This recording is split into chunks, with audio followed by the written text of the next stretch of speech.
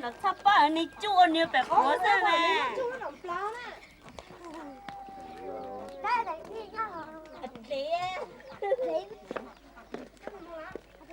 Trời, thôi thôi. Cái này mua ít năm được quá. Đông chứ lên đuôi lắm.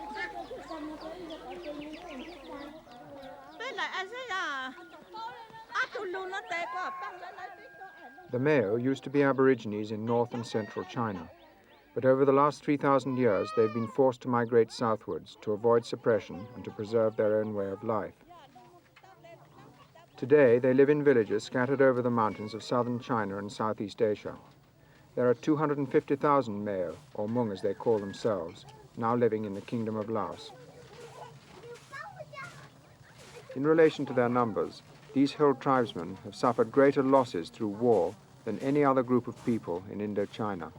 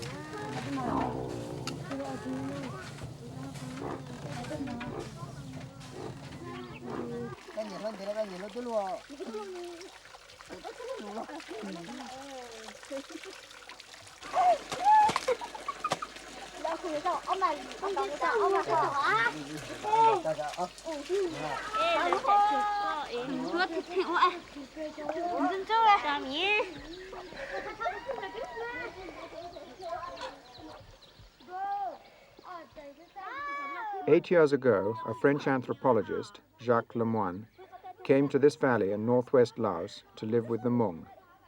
At that time, village after village was being drawn into the civil war. As I wanted to make a sound study of the traditional Hmong society, I had to find a place where nobody would be fighting at the time I was doing my study. And so I finally chose this village because this village had no engagement in the war at all. Actually, they had an experience in 1962 on the other side of the Mekong River, and they just left the war behind them. They have been granted guns, American guns, to be part-time guerrilla themselves. But as soon as they saw what was the meaning of the war to them, they just gave back the guns and crossed the river and came here to settle in peace.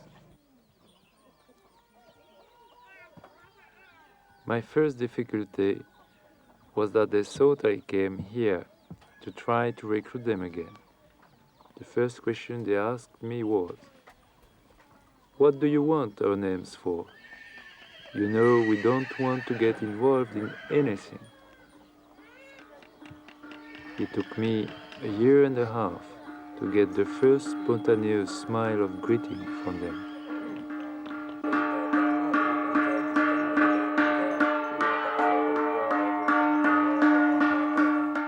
Jacques Lemoine's closest friend in the village is Chu Yao, one of the village elders and the valley's most successful shaman. The shaman is the man who cures both illness and disturbed minds. On this occasion, he's trying to placate the evil spirits which are giving Senkao, his son, bad dreams. Senkao dreamt that the river rose, flooded, and drowned his children. Chu Yao is calling his troop of auxiliary spirits to assemble at his altar to help drive away the nightmares.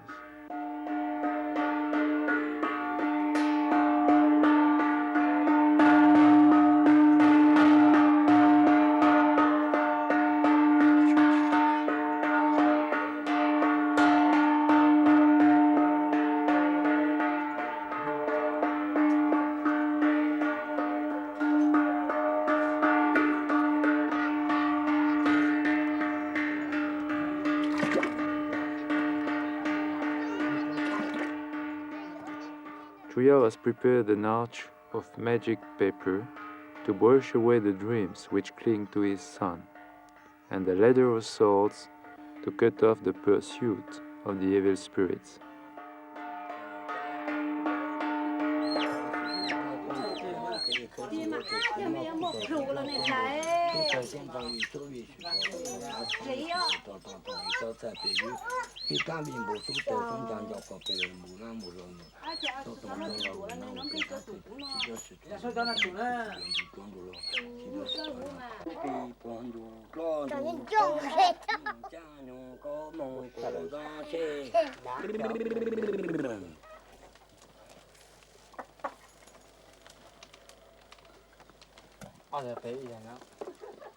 When a disease is not attributed to the spirits, the monks seek the aid of drugs, Western or traditional.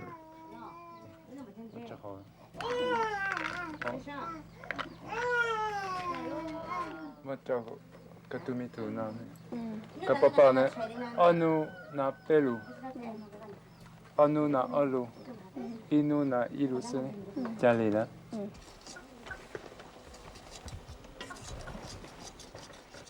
One of the traditional drugs is opium. It's not only a medicine for the Hmong, they smoke it for pleasure. It's also an important way of making money with the lowlanders. Once a week, Chuyao refines a small amount of raw opium for the household's consumption and for entertaining friends.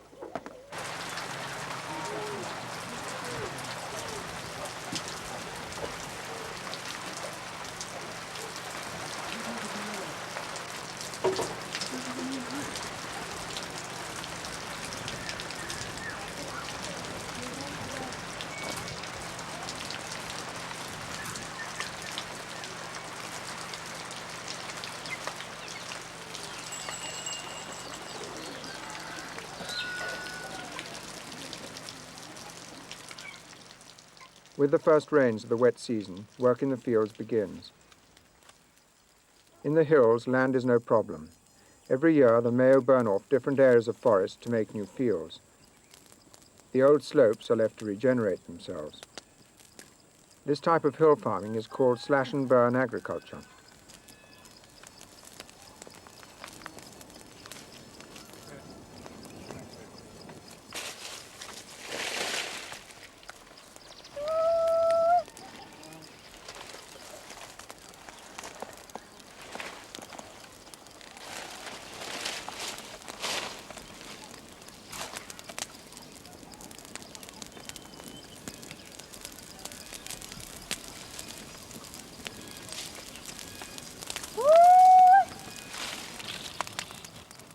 Mbla, Chuyao's elder wife, calls for the wind to help burn the last few piles of brushwood.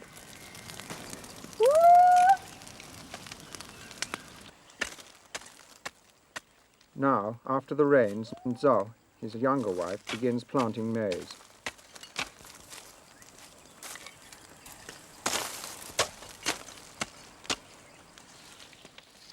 A man can have more than one wife, and the woman always goes to live in her father-in-law's house. The ideal is to form a large extended family living under one roof. The more hands there are, the larger the area of land they can cultivate.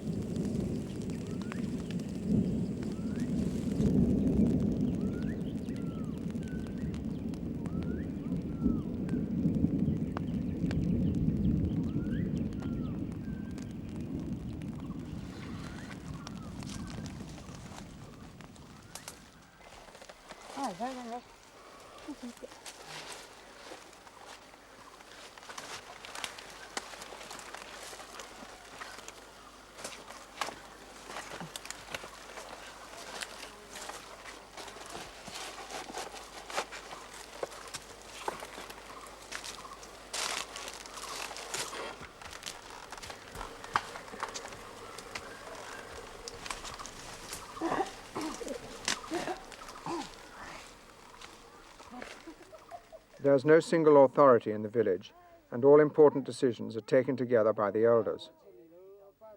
But Chuya's judgment is highly respected, and it's to his house that a visitor has come to discuss the current village crisis, the threatened recruitment of their young men into the Royal Lao Army. The visitor's 2 sons were forcibly enlisted 3 weeks ago.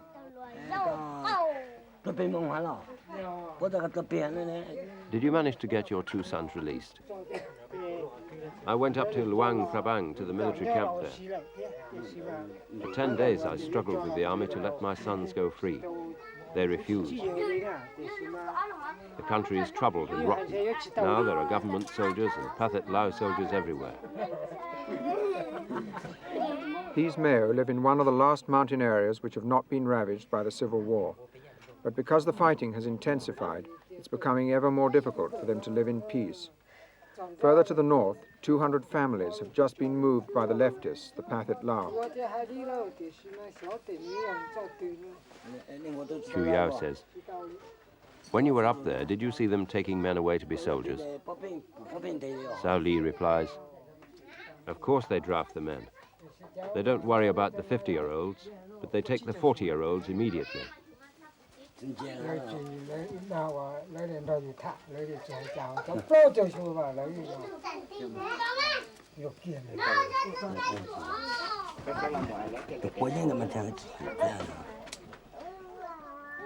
the past, the villagers have been able to avert threats to their own neutrality.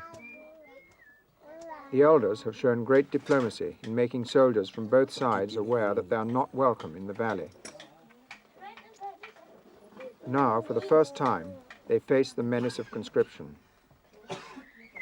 In the present emergency, Chu Yao toys with the idea of telling the Royal Lao authorities that all his men are opium addicts and unable to fight. If the demands for their men persist, how much longer can these villagers avoid being caught up in the war?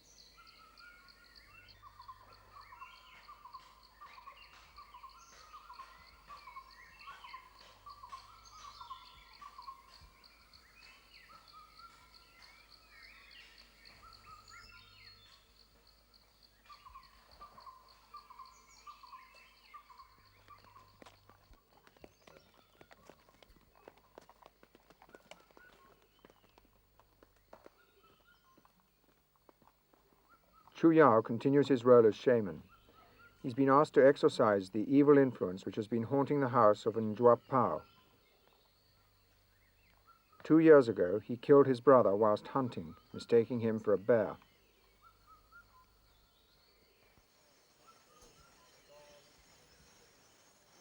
Chu Yao is calling the souls. Each person has many souls. The most important being the growing bamboo, the running bull, the reindeer, the shadow and iron souls. The departure of any one of these can bring disease or death. When he sings "The souls have arrived," he casts his magic net of iron and checks with the buffalo horns that they have been caught.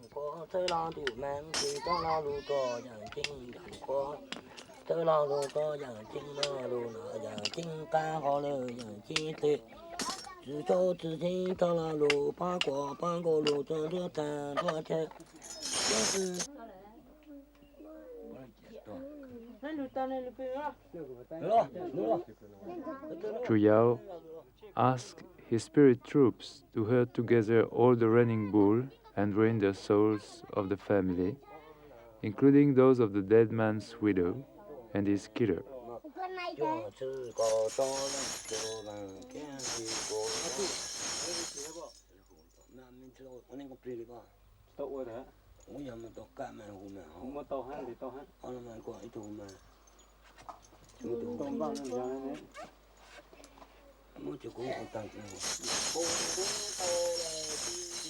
He builds a magic corral around them by borrowing the living soul of a sacrificed pig.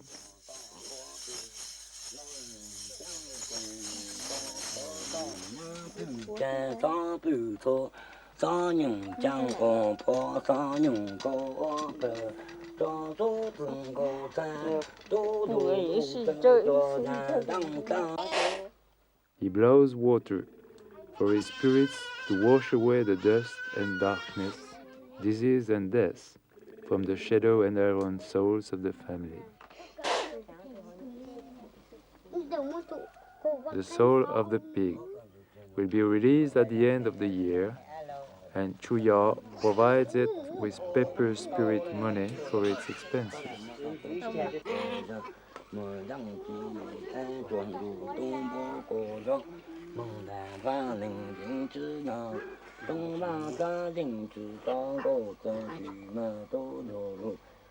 The imprint of the pig's blood is a sign to the spirits that the people are under the protection of the pig's soul.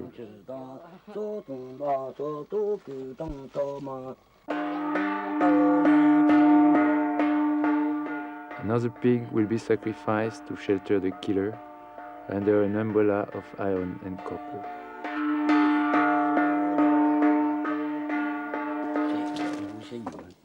Now, it's time for Chuyao to mount his horse of cloud and wind, to ride between sky and earth along the paths to the other world.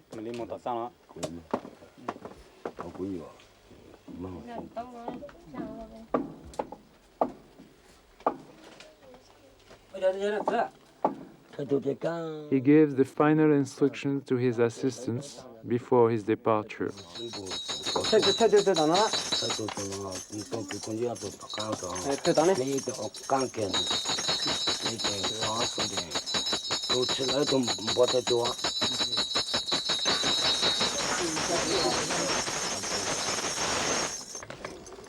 All the men thank the master and bid him farewell.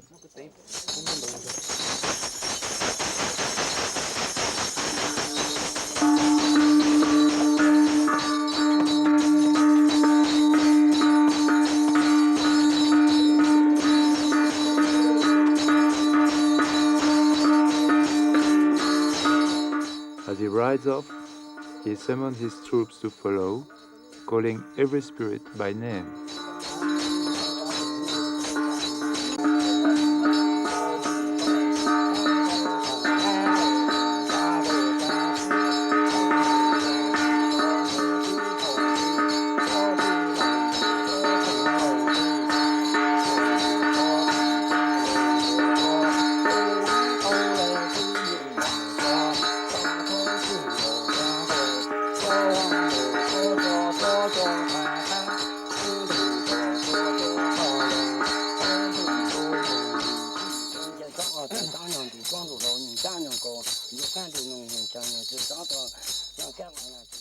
Then he leads the charge against the evil spirits.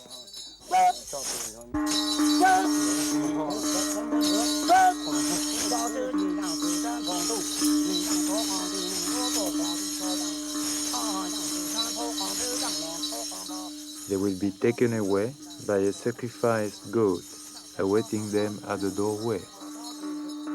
With his large shamanic sword, he cuts the evil spirits to pieces.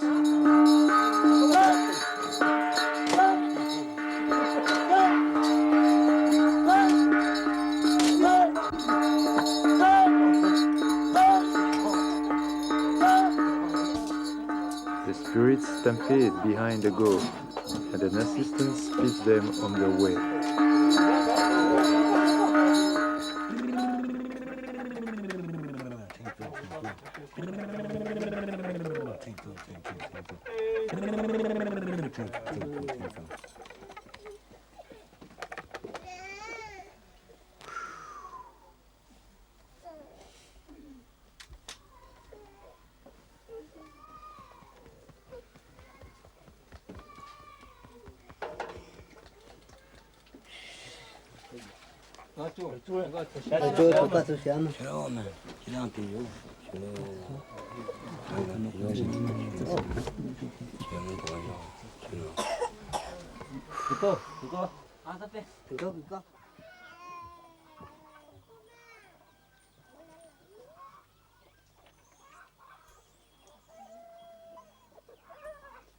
By now, the danger of conscription has become a major issue throughout the valley.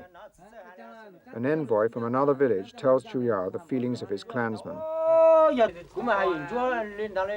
asked old Njua what he would think if the Royal Army took his sons away to be soldiers. He said that if he knew his sons were going to be drafted, they would all leave the country immediately. It seems in our village there are 7 boys who are eligible to be drafted, amongst them Chao, my son. I must go and find out tomorrow.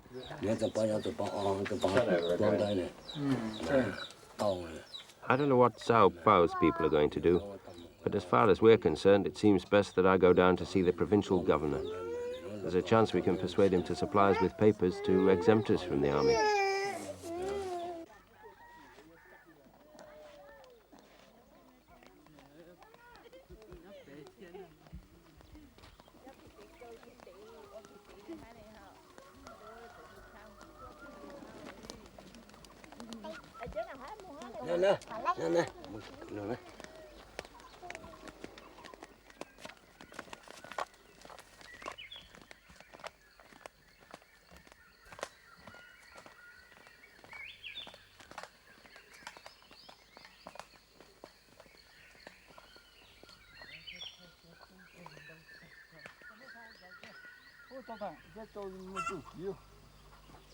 While Chuyao was away, the villagers were planting rice together.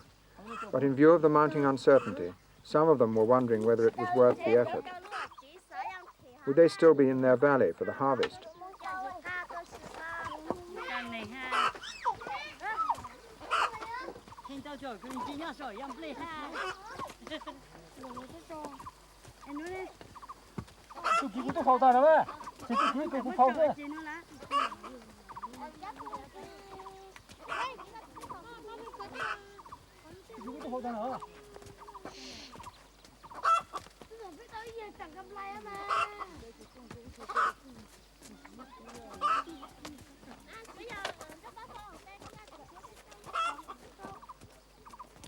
The delicate balance which villagers like Chuyao must maintain between rival claims to their allegiance was made all the more obvious on his return.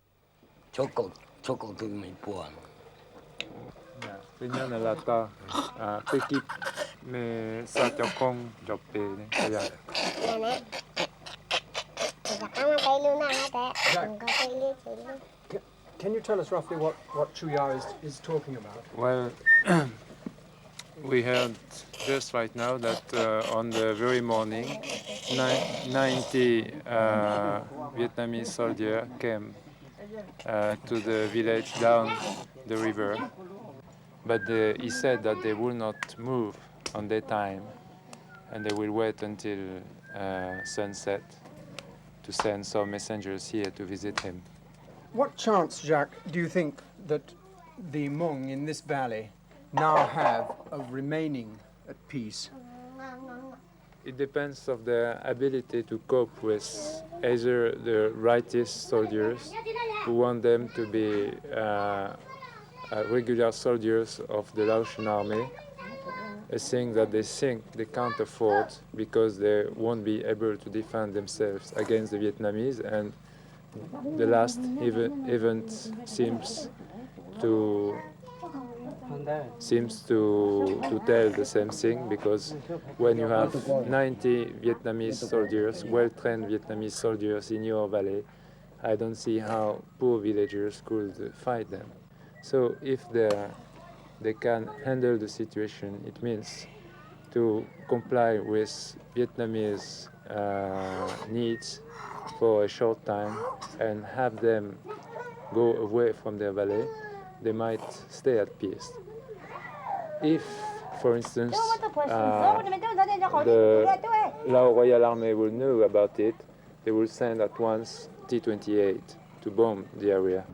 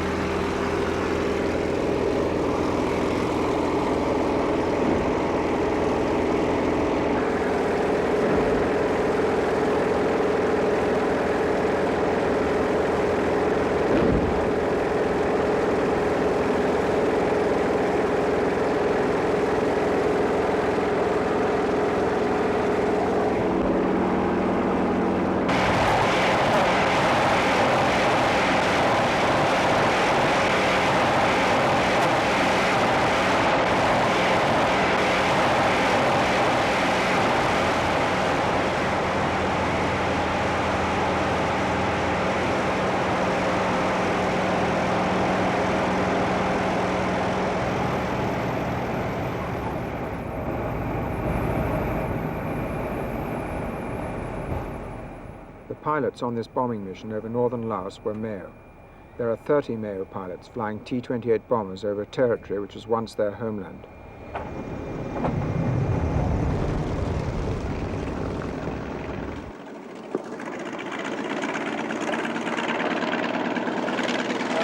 Captain, how many missions have you flown? Say again. How many missions have you flown? Total? Yes. Oh, I fly maybe now 3,200 missions. And you are a Mao pilot? Yeah, I am. Who are the enemy? What nationality? I don't know. Maybe the enemy, Vietnam or the Laos. What are the main targets which you go to bomb?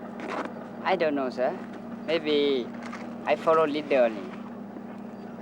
Follow the leader. Yeah. But you must know what you are bombing, no? I must know they are enemy. And we go to bomb enemy. But I don't know. But do you know who the enemy are?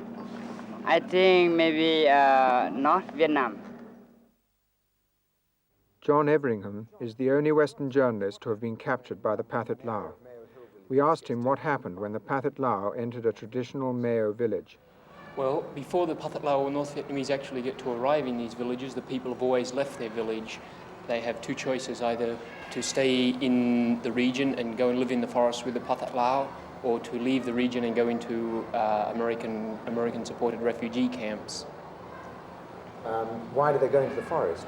Well, because the Americans are fighting this war with air power, and there is a line of bombing. As the Pathet Lao come down, the bombing follows them, and the people, as soon as they hear the bombing coming within a few miles of their village, they flee into the forest. In the Pathet Lao region, it's even very difficult to make their fields. Every time I was out in the open, every time I saw people out in the open, as soon as a plane came, they had to run for cover. And so if you're out in the field and a plane came, which is very, very often, there are planes almost continuously overhead, the people just had to stay under cover. They couldn't go out and build villages, cut trees, fix their fields. They couldn't. The traditional way of life is just quite impossible. Around here, there is even far more intensive bombing. It's one of the most heavily bombed regions of Indochina. A large and high block of mountains there that once, as I say, supported many thousands of male there.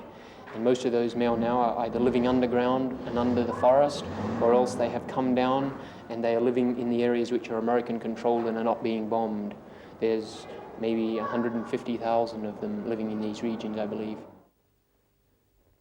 The Meo live in the highlands of Indochina, and these highlands have seen continuous fighting for the last 30 years. In the Civil War in Laos, the mountainous region in the north has been the battleground between the American-backed Royal Lao forces, principally the Meo, and the Pathet Lao with their North Vietnamese allies. Today, the Pathet Lao control most of the highland areas, and those Meo who have opposed the Pathet Lao and North Vietnamese have been forced to leave their homelands and flee further and further south. Now, over 100,000 Meo refugees are crowded into camps in the last highland areas before the plains of Vientiane.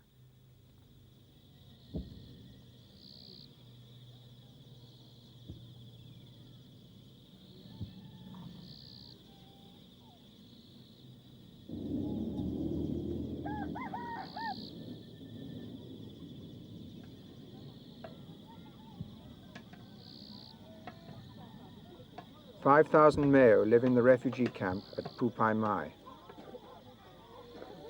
Most of the refugees have spent the last 10 years moving from camp to camp as the war has rolled backwards and forwards over their mountains. For some, this will be their 15th home in 10 years. The men here are either casualties of the war or soldiers on leave. Of the women, 50% are war widows. And by the age of 14, all the boys have left Pupai Mai to go and fight.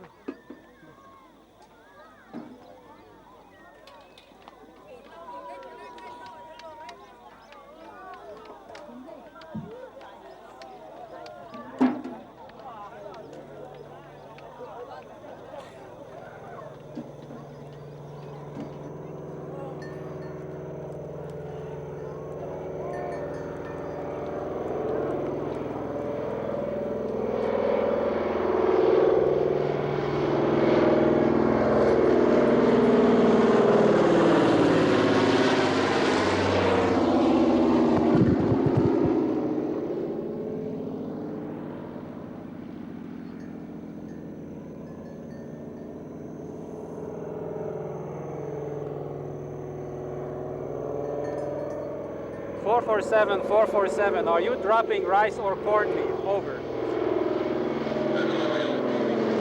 Okay, thank you very much.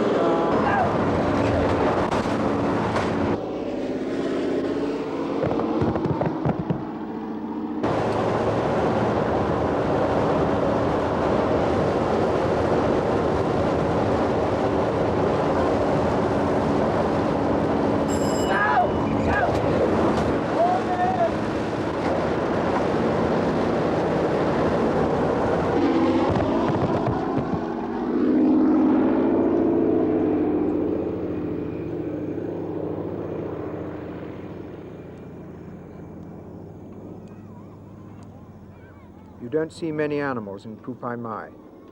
They had to be left behind in the moves. There isn't enough land for the people to farm. But some keep seeds in anticipation of the day when they can return to their ancestral villages in the north. When the battlefront moved southward earlier this year, Njuan Zai and his fellow villagers became refugees.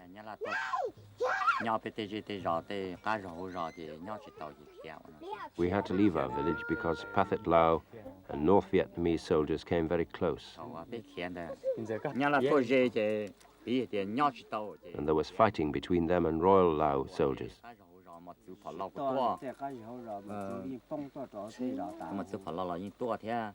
Bombs exploded in our fields, and shells fell on our houses.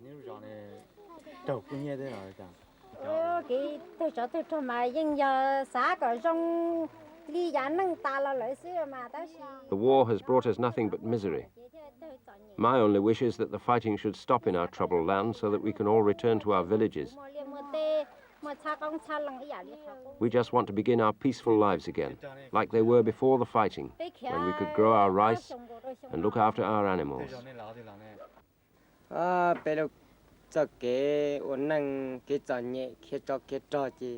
We've had to move home 10 times because of the fighting.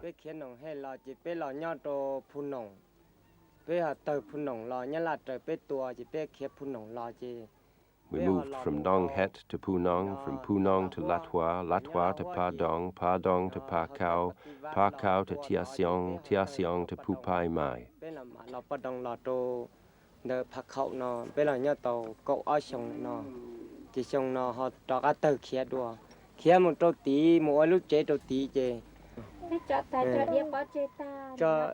We've lost everything. We could bring nothing with us. Everything you see here has been given to us. Tai Va was wounded in 1960.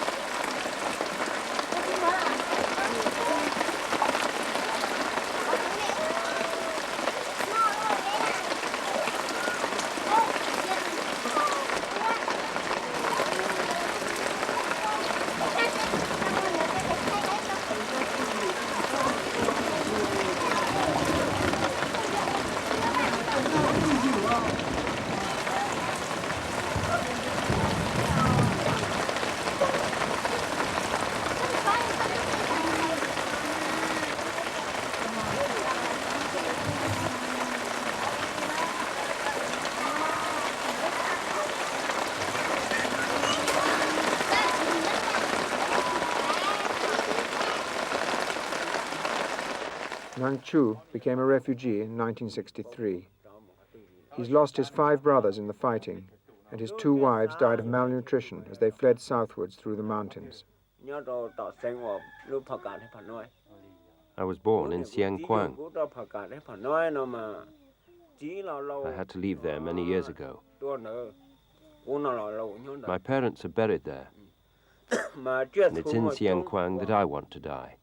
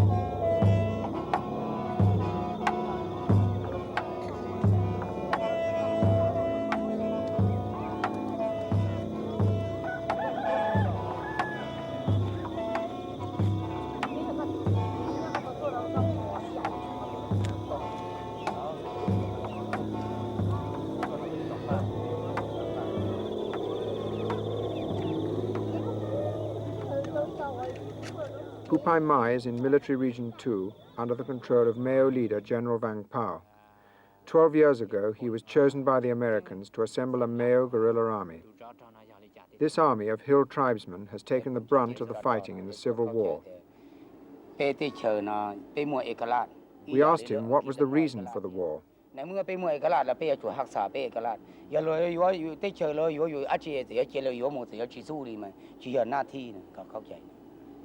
The general is saying that we have a territorial boundary and also our independence, just like your country. And once another country is trying to invade your country, this is the responsibility of all our people to fight and hold our independence and our territorial boundary. We then asked General Vang Pao how much longer he thought the Mao could go on fighting, since they'd already lost half their men. This is, according to General Vang Pao, this is not important, the question of for how long. When somebody is trying to chase you out from your land or to invade your country, even when it's necessary for you to fight to the last man.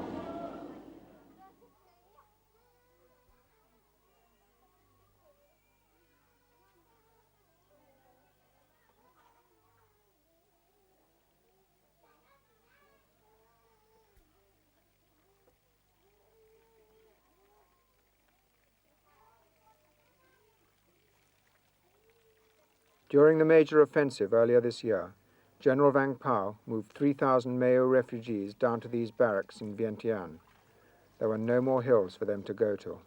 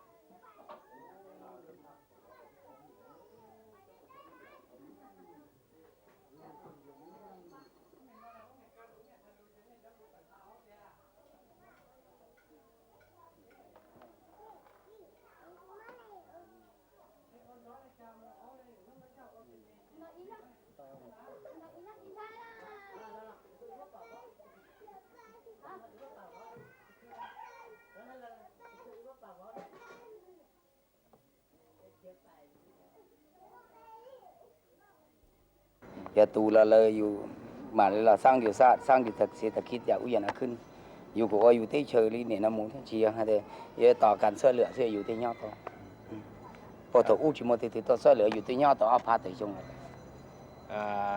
He hopes that peace will come to our country one day, and then from then on we can rebuild our economy and our nation. It's not that we have to depend only on foreigners to. Because I must go and ministry is home now. Yeah. We don't have to depend on foreigners to be able to survive, because we have been survived for more than 2,000 years without help.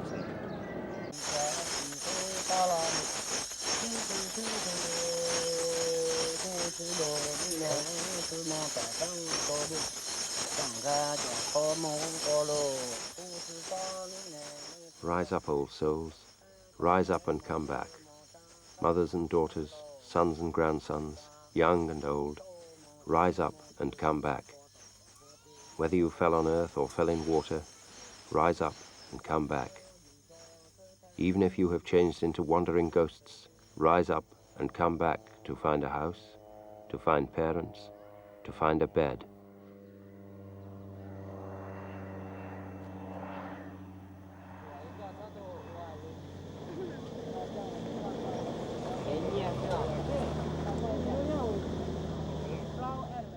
Ban Son was once a peaceful village in the hills 70 miles north of Vientiane. But 2 years ago, Site 272, as it's now called, became the new center of operations for the war. At 7:30 every morning, the Americans arrive, commuting from Vientiane.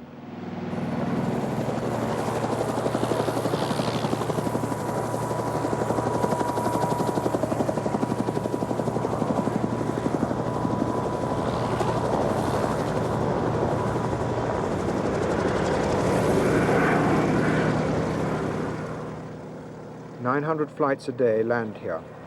Most bring war supplies and fresh troops for General Vang Pao's army. Others bring food for the Mao refugees.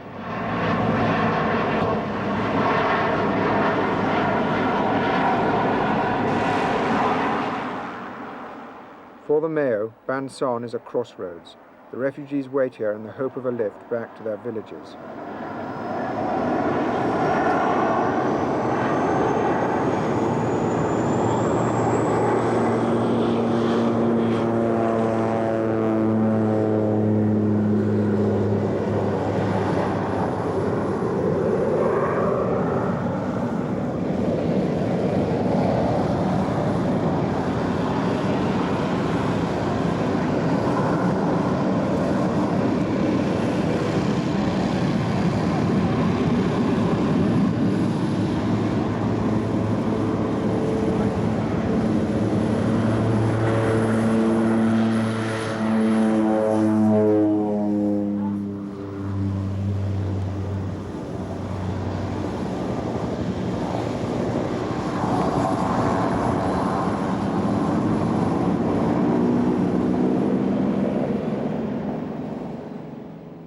From here, the soldiers are flown to their mountain outposts, and the dead are brought from the battlefront back to their families.